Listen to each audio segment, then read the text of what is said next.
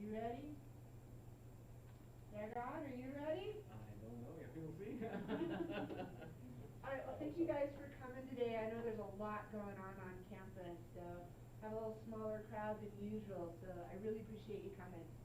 So we'll turn it over to Dragan. He's one of our statistics instructors here on campus. We have two, and they both use a different software program in their class. So this is a way for you to check out to see which one you like or makes sense to you when you have to take statistics next semester, next year.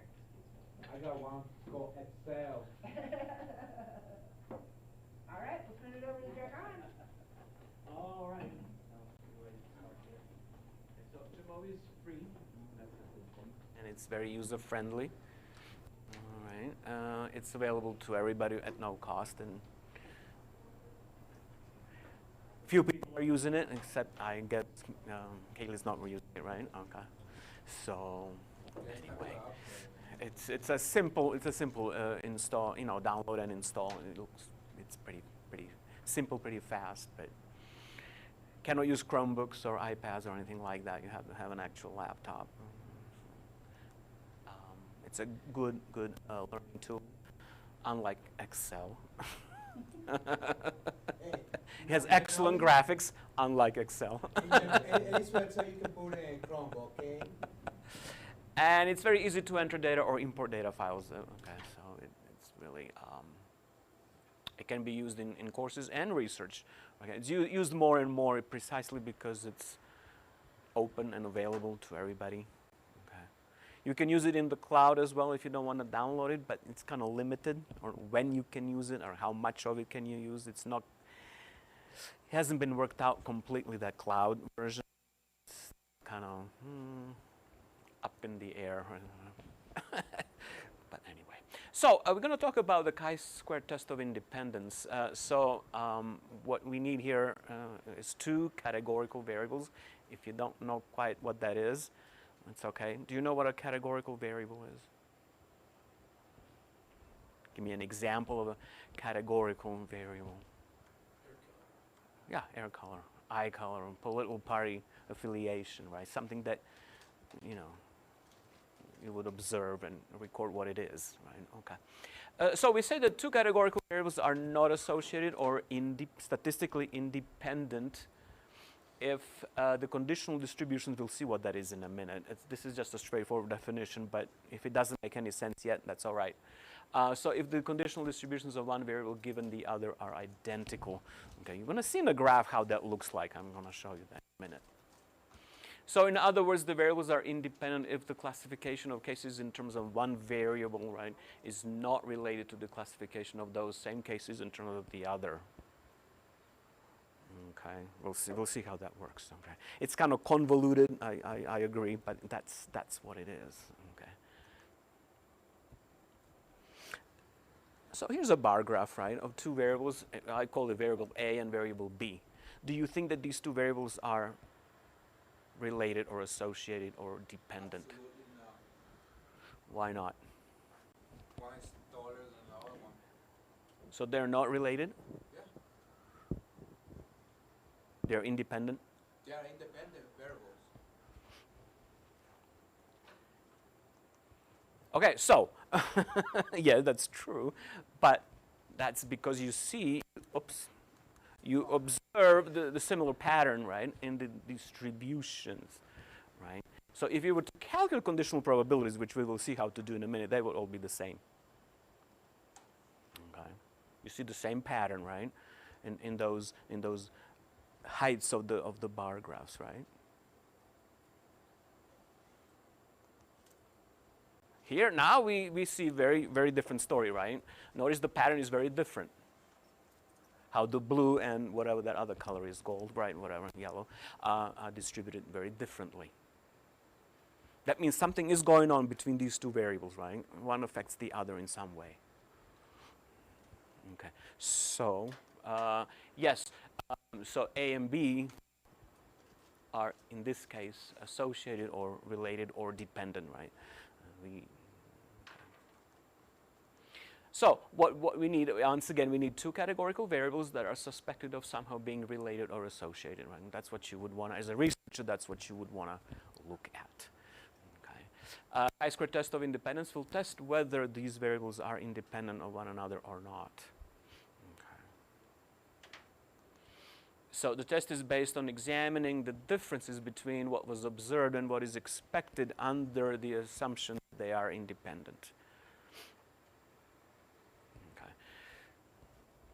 So you're going to construct, I'm not going to go through the formula of how that works, but if you take statistics class, you're going to do that at least once by hand. But anyway, we'll leave that for that class. So generally speaking, if these differences are large, the null hypothesis, which claims that the variables are independent, will be then rejected. Okay. The null hypothesis claims the two variables are independent,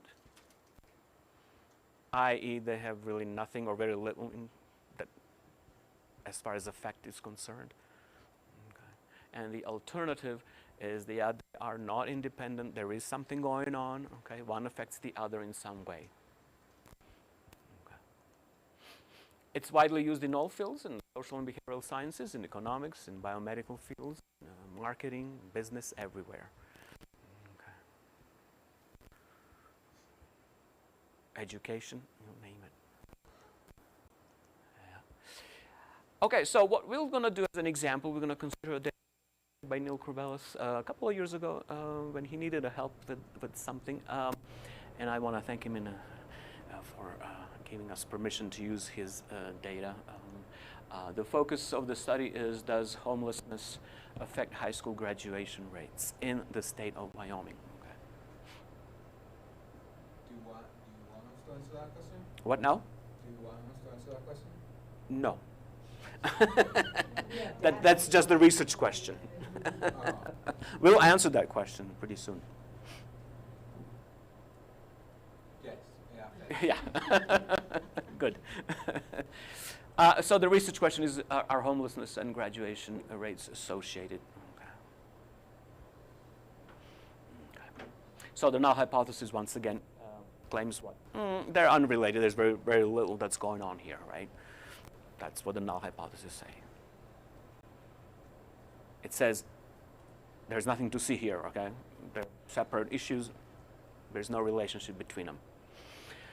And the alternative hypothesis says no, that it has, so the alternative hypothesis needs to be a straight negation of the null hypothesis, right? So the alternative will say, yeah, they are dependent, right? Something is going on. Okay. Homelessness somehow does affect our high school graduation rates.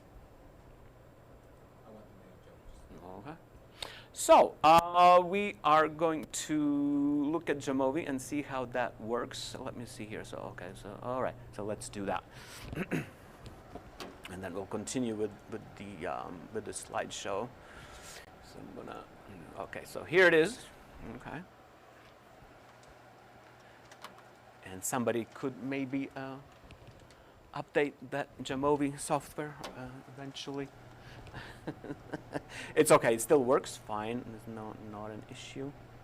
Okay, so this is what we do. So we go into frequencies and we're going to go into chi-square test of association. Right then, that's what we selected. And a contingency table. Right now it's empty, but it's automatically created for us. Okay. So I have two, that's fine. So we're going to put homelessness in rows and graduated in columns, and then the counts and the counts. All right. Let's see. Okay, so here we are, right? So we're going to talk a little bit about what's going on here, but we need a few more statistics here. So I'm going to go back to analysis here. We need just a few statistics here. I'm just going to select these two in the cells.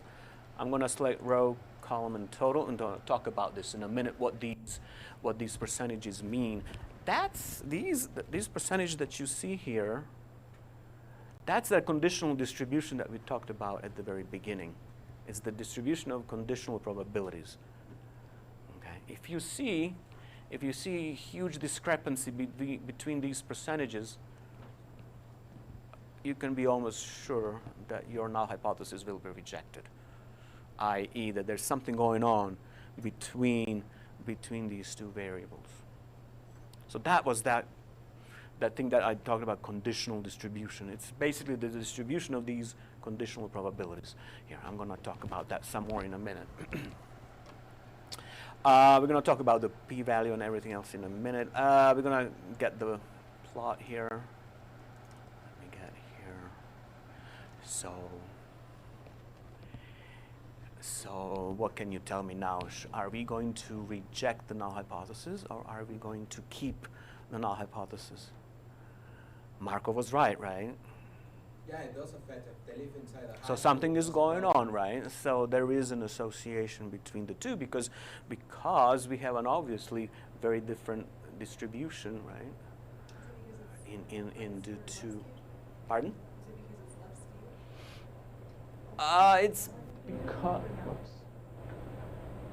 It's because among homelessness, right? Notice that the graduation, non-graduation rates are almost pretty close. They're not the same, but they're pretty close.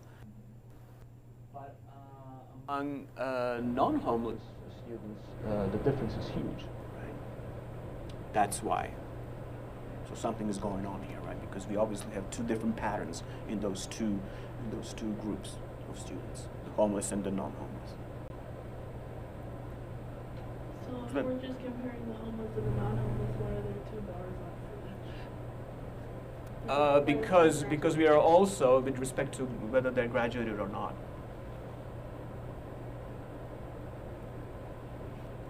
That's why we have, it's 2 by 2, right? If you look at the original contingency table, that's why you have 2 bar graphs in each category. Good question, right? Is it? All right. Okay, so I'm gonna go back to the slideshow here. Let's see. All right. Okay, so we already did this. All right. So remember, I selected row, column, and total just a few minutes ago. Okay, and that will give us the marginal and conditional probabilities. Okay, so that's how that looks like. Okay, I just copy pasted what I had there. Okay, so it's time to just look at really quickly at some of these percentages so that you see what they mean. Okay, when you get that, usually you should be getting these percentages, and when you write a research paper, you should actually interpret every single number, right? Can I ask which year this study or this data is from? What now? Which year? I don't know the year, but it's from the state of Wyoming. Yeah. It's not my data, but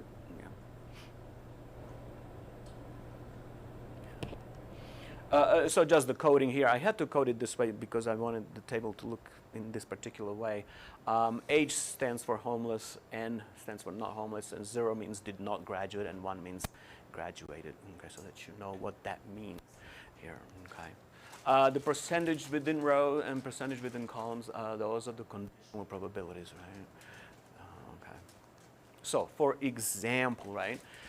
54.7, it's right here, right, that number, right? What does that tell us? That tells us, because this is a percentage within row, that means what? That means that 54.07% of homeless students graduated, right? Because it's under 1. So you can write an essay about this beautiful table, right? Because you really should interpret every single percentage, right, when you write your research findings, right? That's how that. Next one, let's see. Well, we have 45.93. Where is that? It's right here, right? That one. So that means that 45.93% of homeless students did not graduate. That's what we saw in that bar graph, right? The bar graphs are pretty close, right, for the homeless students. I mean, there is a difference. 3.84 of those who graduated are homeless. Now we are looking at the percentage within columns, so we are looking right here. So it's going to be out of those who graduated, right? So 3.84% of those who did graduate, right, they were homeless. Okay. And then 12.96, for example, 12.96, that's right here. So 12.96% of those who did not graduate are actually homeless. And so on and so on. You can do all the other percentages as well. Okay. How are we doing so far? So it's just a matter of being able to read these kind of contingency tables. It's pretty straightforward. Right. You're going to learn in statistics how to actually calculate this by hand as well. Okay, it's very easy. Right.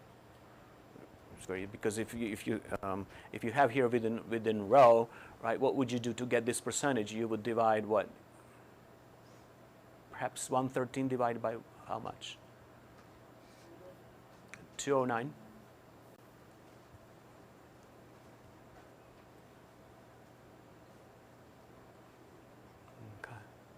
Because it's out of the group of those who are homeless, right? So you have to, so you take the number that you see here, right? People who, students who did graduate and were homeless, 113 divided by 209. That's how you get these percentages, right? And you're going to learn that in the class. Right? But the nice thing about the software, it gives you these things really quickly, right? Really quickly, really fast. In Excel, you have to program that. Okay? It's doable, of course, but it takes a little bit more work, right? All right, let's take a look at this result here. And this is really where most people are focused. They pay attention. Whoops, I went a little bit too fast here. They're looking at this number right here, the p-value, which is a very important piece of hypothesis testing. Right? What does that mean? What is it? So the p-value is the probability of observing your results, okay, that you're dealing with, okay, given that the null hypothesis is true. So we assume that the null hypothesis is true. Yeah. We are not claiming that it is true. We are assuming that it is true. There's a difference. Okay. And then we're going to look at this probability. And so what does this probability tell us here in this case? It is telling us that if the null hypothesis were true, the results that we observed would have been highly, highly unlikely. So there's some kind of discrepancy between what the null hypothesis claims and what the evidence is showing.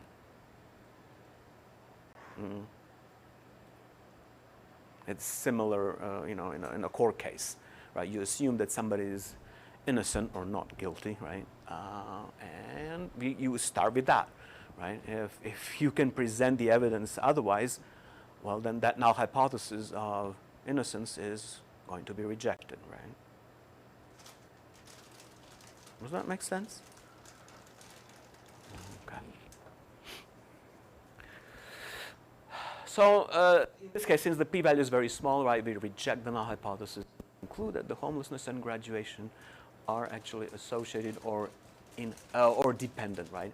And this is all that you can conclude, right, with the chi-square test of independence. And now comes that other part of that title, the causative relationship or association between two variables. Because now the question is, well, can we now describe somehow this relationship quantitatively, right? So that we actually know what is really going on between these two variables, okay? So we need something more than just a plain chi-square test of independence. That we saw in the Jamovi as well. Here it is once again. So yeah, the variables are definitely dependent. Something is going on, right? Okay, something's definitely going on here. Okay, so here's the original contingency table without the conditional probabilities inside. Okay, one of the measures of association is the relative risk or risk ratio, which I talked about already a couple of times before, but here it is again because it's such a useful measure of association, especially in a simple case like that. What is the risk ratio? It's a quotient. It's a ratio of two things. Okay, so you will have a numerator and the denominator. In the numerator, we have the risk of outcome, right? In the so-called exposed group, the group that has a characteristic of interest. For us, that would be being homeless. divided by the risk for the same outcome in the unexposed or non-homeless group of students. So it's the ratio of two conditional probabilities. Okay.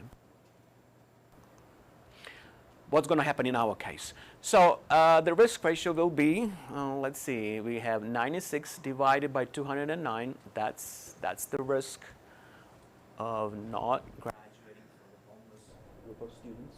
Okay. And for the non-homeless, it'll be similar. It'll be 645 divided by its total, 3,478, right? And that's right here, right? Beautiful, complex fraction, right? Which you can calculate in a couple of different ways, depending on what's needed. Usually, people want to look at these risks separately, okay? So, and that ratio is 2.477. Okay. So what does that mean? Because now we are kind of the juicy part, right? Okay. So that means that homeless students are approximately 2.48 times more likely than non-homeless students to fail to graduate from high school. So now we are describing that relationship in some kind of meaningful way. We are describing this causative relationship. It's not causation, but it's a causative relationship. I cannot say that homelessness causes failure to graduate. Okay. In some cases it could be, but there, in general, that's not what we are saying. Okay. Are we doing okay so far? So now I can start describing this relationship, okay, between two variables. If you don't know what a case control study is, that's okay. I talked about this long time ago was it during pandemic? It's a retrospective study when you artificially separate your sample into cases and non-cases, i.e. people who did graduate and people who did not graduate, and then go back in history and see who was homeless, who wasn't, for example. That's how that would work in this case. But you cannot really do that here because the percentage of cases that you would have does not necessarily coincide with the prevalence of homelessness in your population. So you have to be careful with the case control studies. Some of you may see that in psychology and biology and other places. But anyway. We gotta do that talk once again, maybe sometime in the future about case control studies. Okay, in any case. So three things can happen. I'm gonna display them all here because it's a fraction, right? So it's going to be a number. It could be a negative, it could be a positive number, or it could be just one. Right. So when we get the risk ratio to have the value of 1, what does that mean? Well, that would mean that your variables are not really related, right? Because you're saying that the risk for your outcome is the same in both groups. Right? That's when the fraction is equal to 1, right? When what? The numerator is the same as the denominator? Yeah. So that 1, right?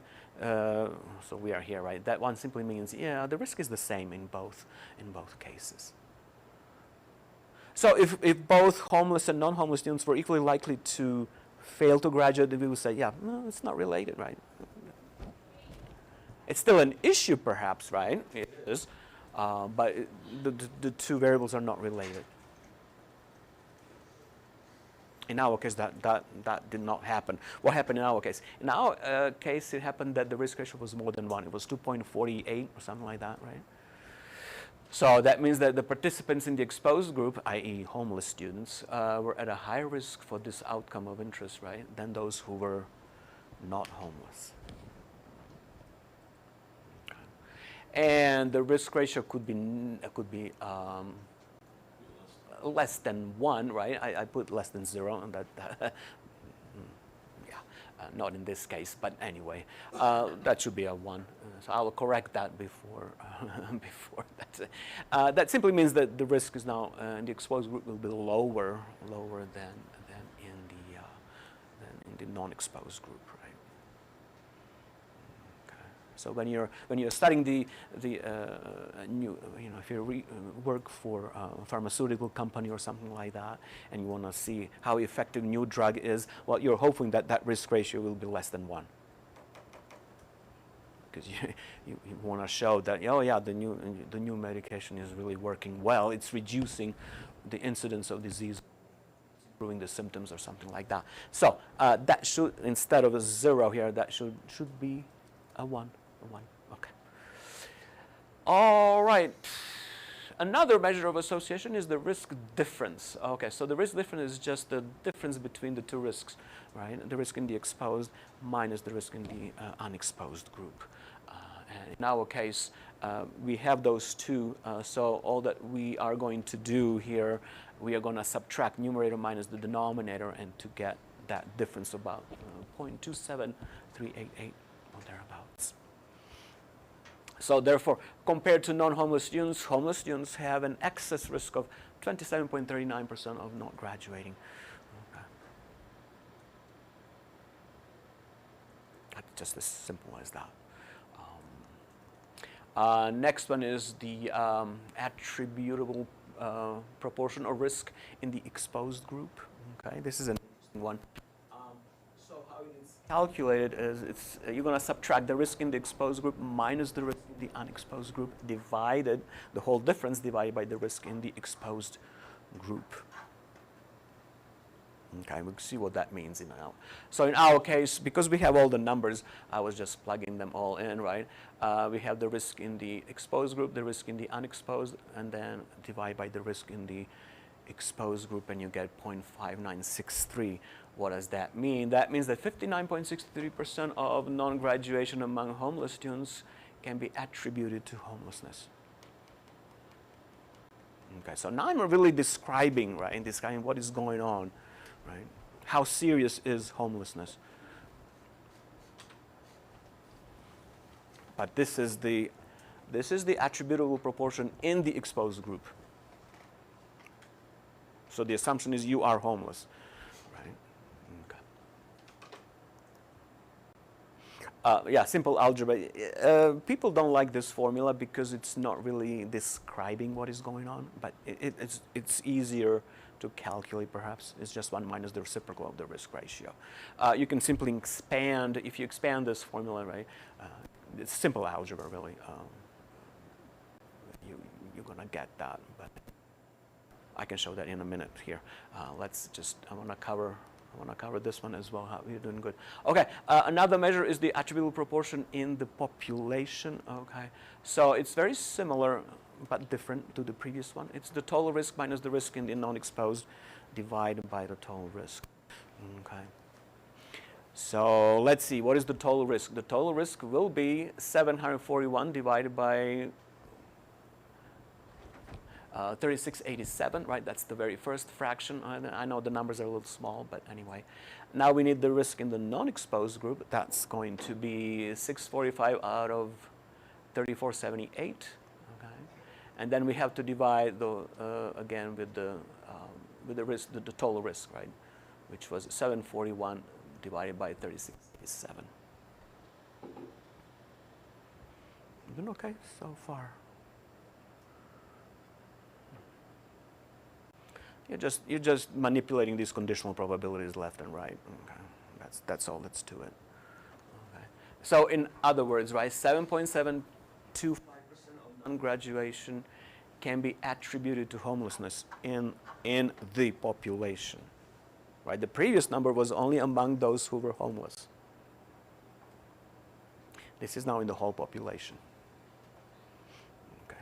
So now you as a researcher, right, in social work or sociology or psychology or whatever, now you can talk about this, whether this is significant or not, or what is the remedy, or what, how can we improve the graduation rates among homeless students and so forth and so on, right? But at least you describe, right, with all these numbers you describe, right, this causative association between homelessness and failure to graduate, right, from high school. Okay so far? Okay. Yeah, sometimes people call this etiological fraction, okay, because etiology relates to causes. Okay, what causes something to happen?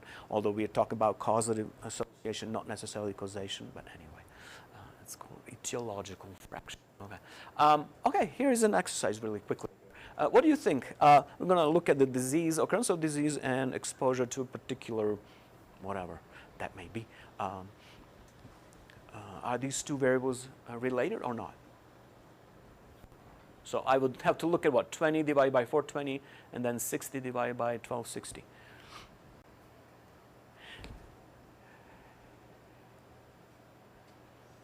What do you think? Do the math?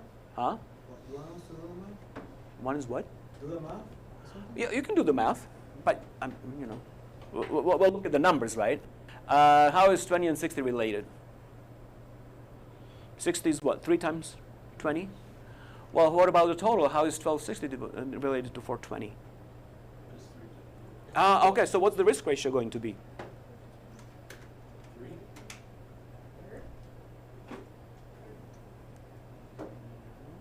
What was that question? So you have to take, right, to calculate the risk ratio, you have to take 20 out of 420 divided by 60 divided by 1260. And that's going to be 1, right? The risk is the same in both exposed and unexposed group, right? So this is probably not the right thing to claim that this particular exposure causes this disease, right? Or is even related to the disease, right? Because the risk is the same in both groups. No, they're not related, right? If you were to grow the bar graphs, they would have the same pattern, right? Of distribution, right? So conditional probabilities are equally distributed. Okay, one more example. How about here? Well, I manipulated these numbers, obviously. So notice for the disease you have 20 and 20, but for no disease, right, you have 400 and 1200. Yeah.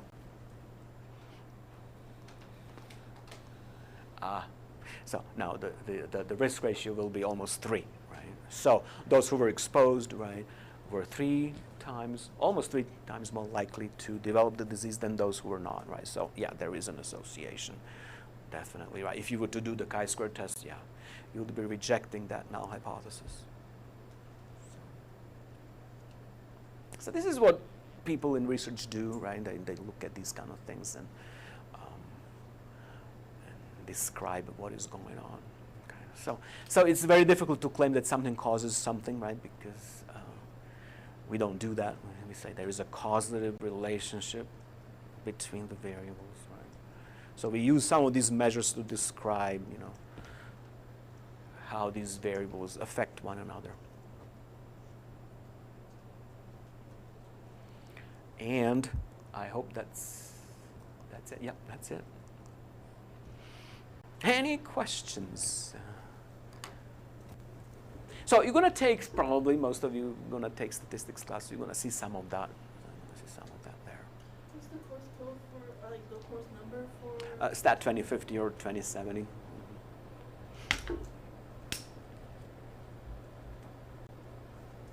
When you gonna upgrade, Dragan, Excel, man. When you gonna be part of the Excel is okay. Okay, Excel, all right. But nobody uses Excel to publish anything, okay? So do not use Excel because their algorithms are unstable. They have been unstable for 40 years, and they still are. They can give you wrong answers, okay, even if you do program it yourself. Listen. So don't use for statistics. It's good for data managing and recoding if you want to do that. That's fine. Right. Just don't 90% publish anything with it.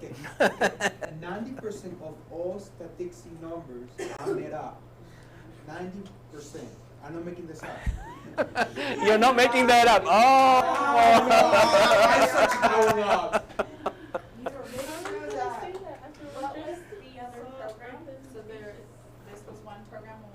I don't know. What is Kaylee using? Do you? She showed it to me this morning, and I can't remember. Lumen. Lumen?